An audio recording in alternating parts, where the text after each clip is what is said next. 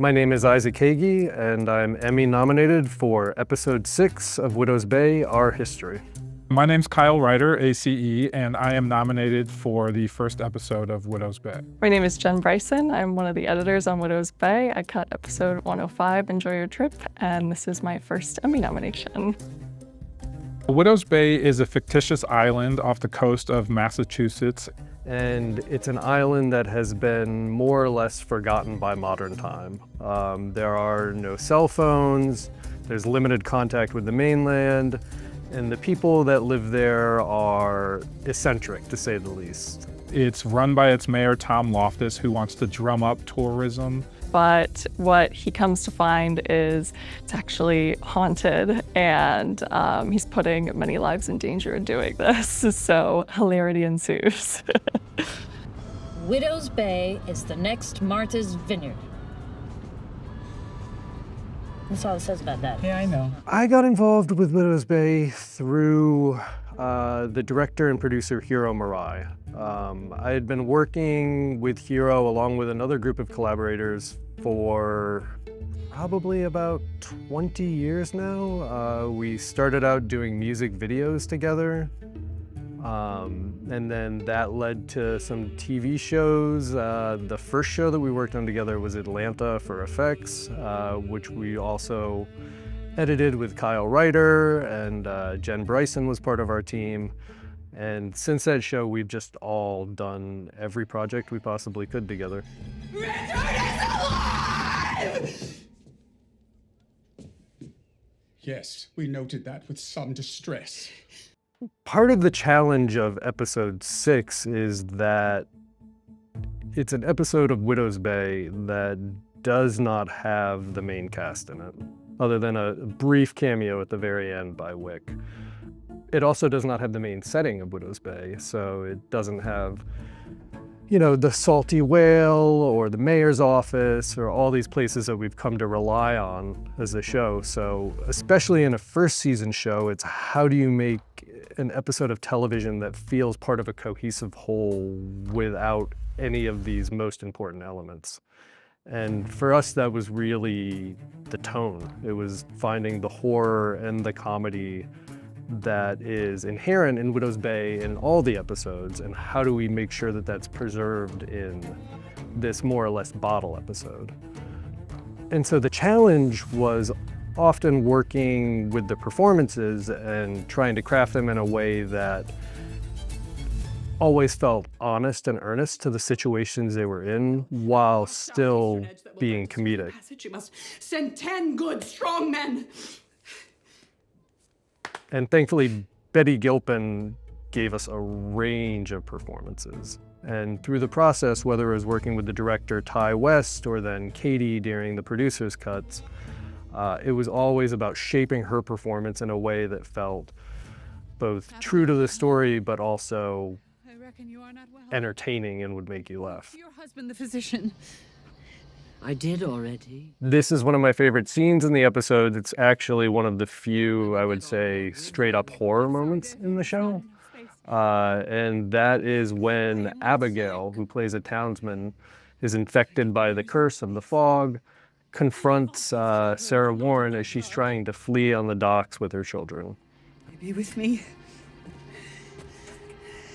And under my charge. Stand back! I will take no more orders! One of the challenges in this particular scene was how do we make the moment where Abigail attacks feel as violent, as unexpected as possible. And a lot of that was done just through timing, kind of holding off till the very last minute before she lunges. You can kind of see we paused, we wait, we milk the timing. And then when the lunge comes, we wanted to make it as violent as possible. One of the ways I did that in Avid was with the speed change filter. There's actually a short speed ramp here. And so this is actually sped up about 120% at the very moment when she lunges to create kind of a more visceral effect to the moment.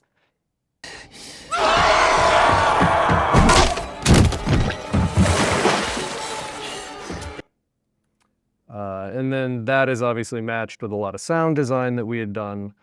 You can see down here we have about 20 tracks of audio. And a lot of these are ambiences, we're kind of playing with a lot of just atmospheres and tones, as well as adding kind of like, I would say more kind of horror ambience.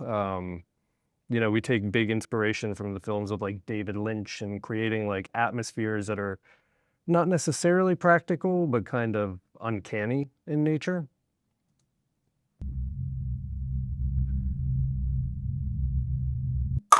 And so you can hear those, and then on top of that, we are adding some, kind of big hits and kind of action sound effects.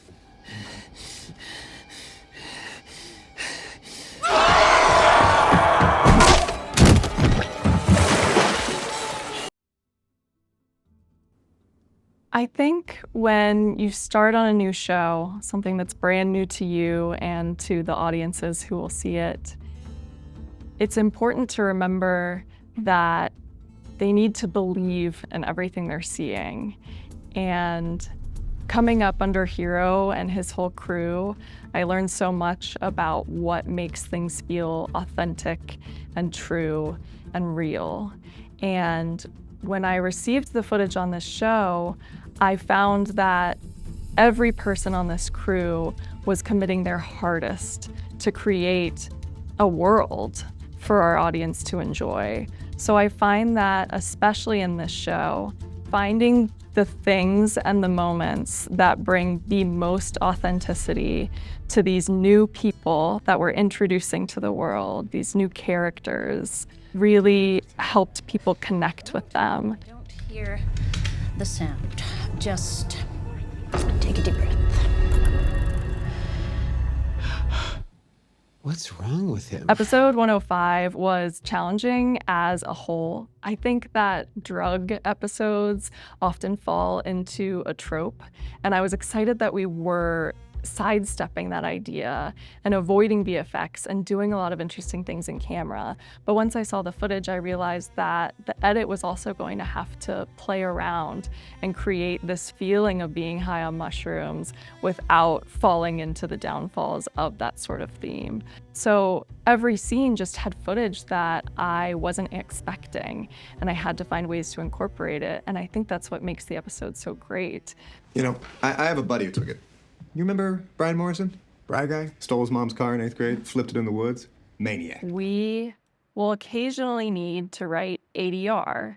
In this scene with the shaman, we decided that we wanted to wrangle the story he was telling about his friend who took these mushrooms. Encountered something he wouldn't If talk about. I can't do the voice of a character very well, then it's more helpful for people to read it on screen and not be taken out of that moment. Occasionally we will record the ADR ourselves, but in this instance, we just put in slugs for the lines that we wanted him to say. And of course, we're finding moments where either that character is not on screen, or in this specific moment, we found a shot where his hand was blocking his mouth so that our lip flap wouldn't be jeopardized in that way. I think he saw it on his trip. I have one of them lying around here. Just kind of ancient, vaguely religious iconography. It's the kind of sacred geometry you don't just riff.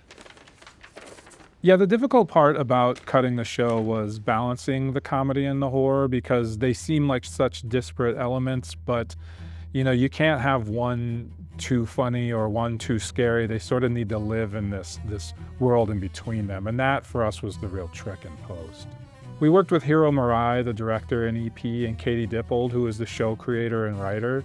And for us it was a real game of getting the comedy through. Katie is like a comedy writer. Hiro brings this sort of groundedness and this slight surrealism to it. And so it was really just trying to marry those two in a way that felt seamless and wasn't pushing against one another.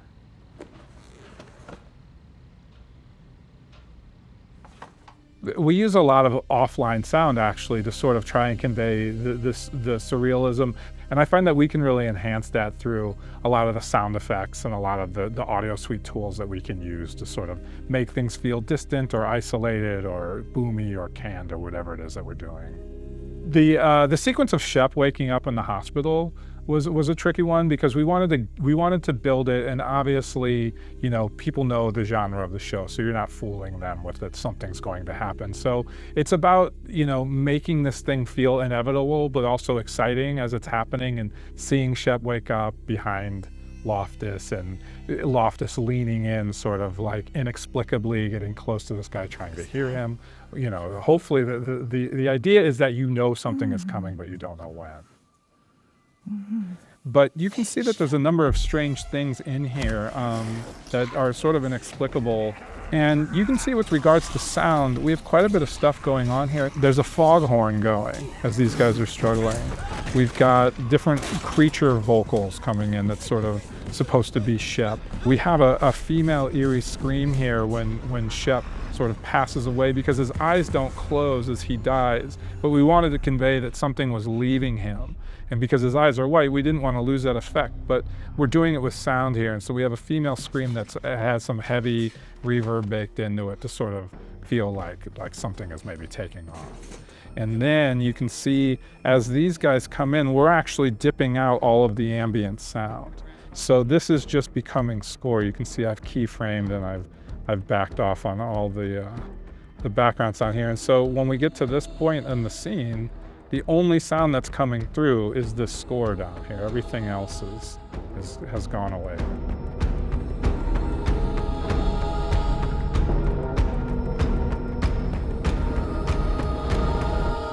My favorite thing about being an editor is all of the alone time that I get with the footage. I came to this field as a fan of movies and television, and it is so cool to just sit in my bay and watch actors deliver incredible performances and watch directors pull interesting things out of scenes and watch DPs develop these amazing shots and sequences. I get to be a fan for a while, and then I get to play. And I get to play in a space that is completely my own. And then I like being able to see the project through till the end. I like being able to have a hand in helping with the score, with sound design, with all the elements. I think part of the joy of editing is that you don't really focus on any one thing. Your job is kind of dealing with performance, it's dealing with story, it's dealing with the camera and the sound and all of the elements.